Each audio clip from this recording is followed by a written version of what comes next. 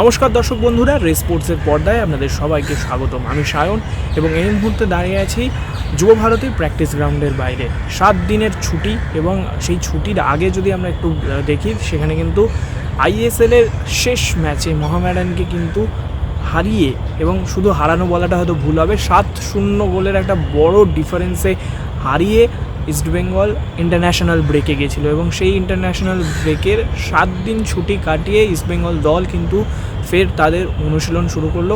অবশ্যই প্রথম দিনের অনুশীলন এবং খুব যে ইন্টেন্স প্র্যাকটিস সেটা কিন্তু হয়নি বলা যেতেই পারে, কিন্তু তারপরেও যে সমস্ত খেলোয়াড় কিন্তু আজকের অনুশীলনে উপস্থিত ছিল, অবশ্যই বলা ভালো এডমুন্ড জিকসন এবং আনোয়ার আলী তারা কিন্তু ভারতের হয়ে খেলবে, সেই কারণে তাদের ন্যাশনাল কল আপ থাকায় কিন্তু তাদের বাদ দিয়েই সমস্ত টিম কিন্তু আজকে উপস্থিত ছিল প্র্যাকটিসে। এবং সেখানেই কিন্তু দেখা গেল যে যেমন প্রত্যেক দিন ইস্টবেঙ্গল প্র্যাকটিসের আগে যে একটা টিম মিটিং করে নামে, সেই টিম মিটিংটা মোটামুটি আজকে 10-15 মিনিটের একটা টিম মিটিংয়ের পর ইস্টবেঙ্গল দল আজকে অনুশীলনে নামে। এবং সেখানেই কিন্তু প্রথমেই আজকে সমস্ত দল বেশ অনেকক্ষণ ধরেই সাইড লাইনে সময় কাটালেন, রিহ্যাব সারলেন এবং ফিজিক্যাল ট্রেনিং করলেন। এই করেই কিন্তু আজকে মূল অনুশীলন যেটা, সেখানে কিন্তু রিহ্যাব এবং যে ফিজিক্যাল স্ট্রেনের প্র্যাকটিসটাই হচ্ছে মূল প্র্যাকটিস হিসেবে হয়েছে আজকে। এবং সেখানেই কিন্তু দেখা গেল কেভিন সিভিলে তিনিও কিন্তু আজকে মূল দলের সাথে প্রাথমিক যে অনুশীলনটা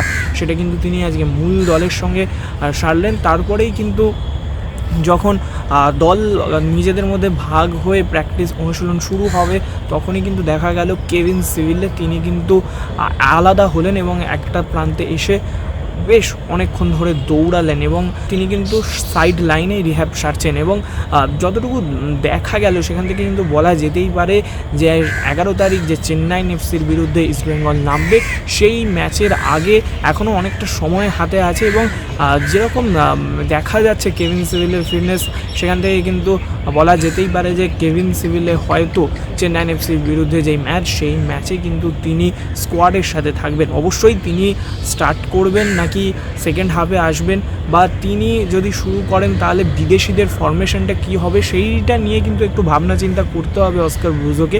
কারণ আমরা সবাই জানি যে 4টে বিদেশি খেলাতে হবে, অর্থাৎ কেভিন সিভিলে যদি স্টার্টিং 11-এ আসে, সেক্ষেত্রে কিন্তু সাউল ক্রেসপো বা অন্য কোনো বিদেশি খেলোয়াড়কে বুঝতে হবে। তো সেই হিসেবটাও আশা করি অস্কার ব্রুজন তিনি সেরে রাখবেন। এবং এই ছিল আজকের মোটামুটি অনুশীলনের আপডেট।